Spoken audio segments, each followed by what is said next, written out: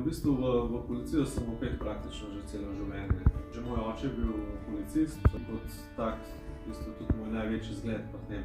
Vedno je bila želja postati policist, sam potek moje kariere pa me je privedel do tega, da trenutno delam v kriminalistični službi. Lahko rečem, da je predvsem veliko dela z ljudmi, samo področje dela je zelo široko, kar je sicer zelo dobro in zanimiv, po drugi strani pa zelo zahtevno. Verjetno najboljši občutek je, ko recimo določeno kriminalistično preiskavo pripeljemo do konca, pomagamo žrtvi in spravimo storilca za zapahe.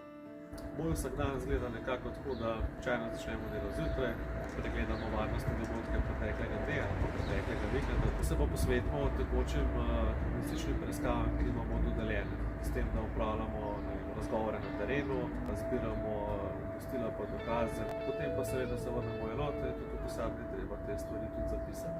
Področje kriminalističnega preiskovanja je zelo široko, sicer ukvarjamo se s splošno kriminaliteto, z organizirano, drogo, orožje, potem z računalniško kriminaliteto, darsko kriminaliteto in pa tudi recimo s ciljnim iskanjem oseb in predmetov.